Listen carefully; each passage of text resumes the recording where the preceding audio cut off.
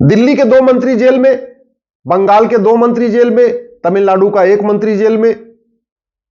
अभी मंत्री और डिप्टी सीएम जेल में जा रहे थे, अब तो मुख्यमंत्री भी जेल में जाने लग गए। झारखंड के मुख्यमंत्री जेल गए, अगला नंबर दिल्ली के मुख्यमंत्री का है। हो सकता है कि बहुत जल्दी ही एक और राज्य का मुख्यमंत्री भी चला जाए।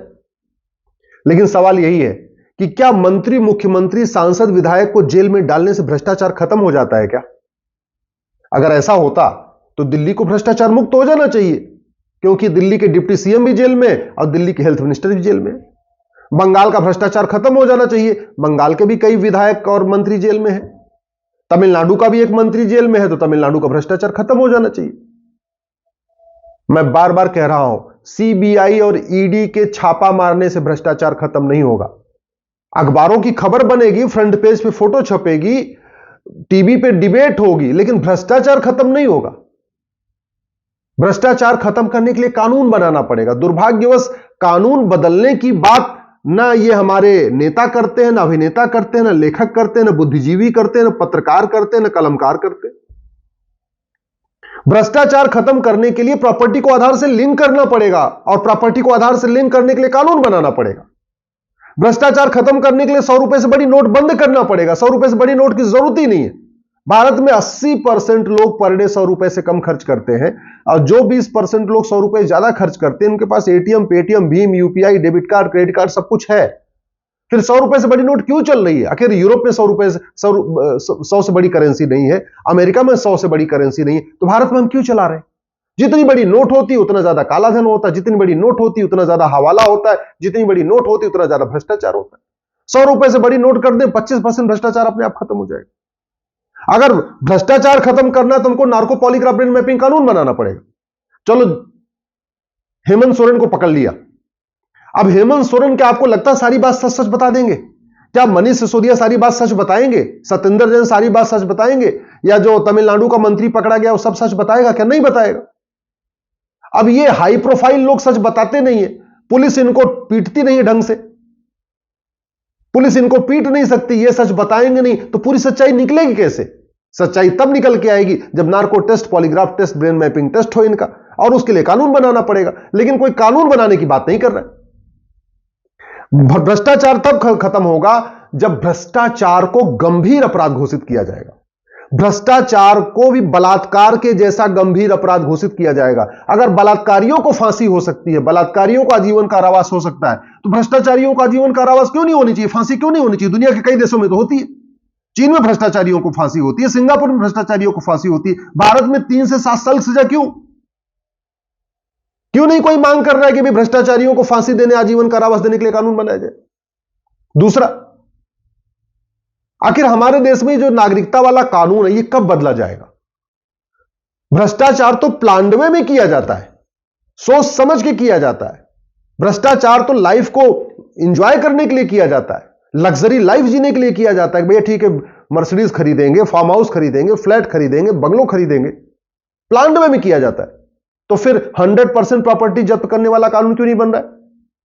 भ्रष्टाचारियों की नागरिकता खत्म करने के लिए कानून क्यों नहीं बन रहा है? भ्रष्टाचार तब खत्म होगा जब भ्रष्टाचारियों की 100% प्रॉपर्टी जब्त करने, इनकी नागरिकता खत्म करने, इनको आजीवन कारावास, फांसी देने के लिए कानून बनेगा। और दुनिया के कई देशों में है, भारत में नहीं है। लेकिन कोई भी नेता, अभिनेता, लेखक, बुद्धिजीवी, पत्रकार, कलमकार भ्रष्टाचारियों को फांसी देने, भ्रष्टाचारियों की नागरिकता खत्म करने, भ्रष्टाचारियों का narco test, polygraph, brain mapping करने के लिए कानून बनाने की मांग नहीं करता। भ्रष्टाचार खत्म करने के लिए पुलिस रिफॉर्म करना पड़ेगा। अभी 1861 वाला पुलिस एक्ट चल रहा है। 1861 वाले पुलिस एक्ट के कारण पुलिस सत्ता की गुलाम है, वो राज्य के मुख्यमंत्री के अधीन है। अरे जब राज्य के मुख्यमंत्री के अधीन है तो जैसा सत्ता चाहेगी वो पुलिस सत्ता के इशारे पे नाचेगी। अल्टीमेटली पुलिस वाले भी बेचारे बाल बच्चे वाले होते, अगर नहीं बात मानेंगे सत्ता की तो उनको ट्रांसफर किया जाएगा। हर महीने उनको दौड़ाते रहेंगे, ना उनके बच्चे पढ़ पाएंगे, ना ठीक से स्टेबल हो पाएंगे। तो मजबूरी में क्या करे, वो सुनते, ट्रांसफर का खौफ उनके ऊपर रहता है। अगर भ्रष्टाचार को जड़ से खत्म करना है, 1861 वाला पुलिस एक्ट खत्म करना पड़ेगा, एक 1 नेशन 1 पुलिस कोड लागू करना पड़ेगा।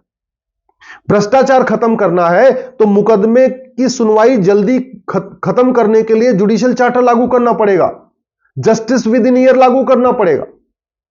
आप देख लीजिए सिंगापुर में भ्रष्टाचार नहीं होता। जानते हैं क्यों? क्योंकि भ्रष्टाचारियों को फांसी दी जाती है और 1 साल के अंदर दे दी जाती है। सिंगापुर में नशा तस्करी नहीं होती। क्यों? क्योंकि नशा तस्करों को फांसी दी जाती है और 1 साल के अंदर दी जाती है। जिन देशों में जस्टिस विद इन ईयर लागू है, यानी 1 घंटे के अंदर एफआईआर होता है, 1 महीने के अंदर जांच पूरी होती है और 1 साल के अंदर फैसला हो जाता है, मुकदमे का फैसला साल भर के अंदर हो जाता है, वहां भ्रष्टाचार नहीं है। भारत में 70,000 करोड़ का कॉमनवेल्थ घोटाला हुआ, 1,76,000 करोड़ का 2G घोटाला हुआ, 1,86,000 करोड़ का कोयला घोटाला हुआ, लेकिन न तो किसी भ्रष्टाचारी को आजीवन कारावास फांसी हुआ, न किसी भ्रष्टाचारी की नागरिकता गई, न किसी भ्रष्टाचारी की 100% प्रॉपर्टी जब्त हुई। भ्रष्टाचार को खत्म करने के लिए ये सारे टैक्स खत्म करना पड़ेगा, इनकम टैक्स खत्म करना पड़ेगा, जीएसटी खत्म करना पड़ेगा, टीडीएस, वैट, ये सारा कुछ खत्म करके भारत में 1 नेशन 1 टैक्स लागू करना पड़ेगा। बैंकिंग ट्रांजैक्शन टैक्स लागू करना पड़ेगा, यानी 5,000 रुपए तक आप कैश लेन देन कर सकते हैं, 5,000 रुपए के ऊपर आप कोई कैश लेन देन नहीं कर पाएंगे और सारा डिजिटल आपको ट्रांजैक्शन करना पड़ेगा और डिजिटल ट्रांजैक्शन करेंगे तो आपको 1% एक्स्ट्रा देना। सबके लिए अच्छा है। आम जनता तो खुशी खुशी दे देगी, व्यापारी खुशी खुशी देंगे। क्यों? क्योंकि जब उनको इनकम टैक्स नहीं देना, वैट नहीं देना, टीडीएस नहीं देना, जीएसटी नहीं देना, टोल टैक्स नहीं देना, रोड टैक्स नहीं देना, जब कोई टैक्स नहीं देना तो जितनी बार वो डिजिटल ट्रांजैक्शन करेंगे 1% एक्स्ट्रा दे देंगे। इसमें क्या दिक्कत है? और गरीब आदमी 5,000 रुपए से महंगा सामान खरीदता नहीं है तो वो तो आराम से कैश में लेन देन करता रहेगा, उसको कोई टैक्स ही नहीं देना है। दिक्कत कहां है? मैं बार बार कह रहा हूं, भ्रष्टाचार खत्म करना चाहते हैं तो अपने सांसद विधायक से मिलिए, कठोर कानून की मांग करिए, पुलिस रिफॉर्म की मांग करिए, जुडिशियल रिफॉर्म की मांग करिए, टैक्स रिफॉर्म की मांग करिए। भ्रष्टाचार खत्म करना चाहते हैं, 1 nation 1 tax, 1 nation 1 police code, 1 nation 1 judicial code की मांग करिए। और इस तभी हो सकता है, एक तो अपने सांसद विधायक से मिलिए, दूसरा फेसबुक पे 5,000 फ्रेंड बनाइए और अपने फेसबुक पे लिखना शुरू करिए, जो कानून बदलेगा हम उसको वोट देंगे, नहीं तो वोट नहीं देंगे। सीधे लिखना शुरू कर दीजिए, सारी पॉलिटिकल पार्टी ठिकाने आ जाएंगी। लेकिन स्वाभाविक सी बात है, इसके लिए आपको दल गुलामी छोड़ना पड़ेगा, पार्टियों की गुलामी छोड़ना पड़ेगा, नेताओं की जय जयकार छोड़ना पड़ेगा, आपको मुद्दों पे वोट करना पड़ेगा। जिस दिन आप मुद्दों पे वोट करना शुरू करेंगे ना, उस दिन कानून बदलना शुरू हो जाएगा। और जब तक कानून बदल जाएगा तो भ्रष्टाचार खत्म हो जाएगा। नहीं तो डॉक्टर बदलने से बीमारी ठीक नहीं होती। डॉक्टर आएंगे जाएंगे, डॉक्टर आएंगे जाएंगे, डॉक्टर आएंगे जाएंगे, बीमारी कभी ठीक ही नहीं होगी, आज तक हुई नहीं। जितना भ्रष्टाचार नेहरू के टाइम में था, उतने भ्रष्टाचार इंदिरा के टाइम में था, उतने भ्रष्टाचार बाद में राजीव गांधी के टाइम में था, उतने भ्रष्टाचार जनता पार्टी की सरकार में था, उतने भ्रष्टाचार नरसिम्हा राव की सरकार में था, उतने भ्रष्टाचार गुजराल की सरकार में था, उतने भ्रष्टाचार वीपी सिंह की सरकार में था, उतने भ्रष्टाचार जो है मनमोहन सिंह की सरकार में। भ्रष्टाचार तो कम हुआ नहीं, क्योंकि डॉक्टर बदलने से बीमारी ठीक नहीं हो सकती।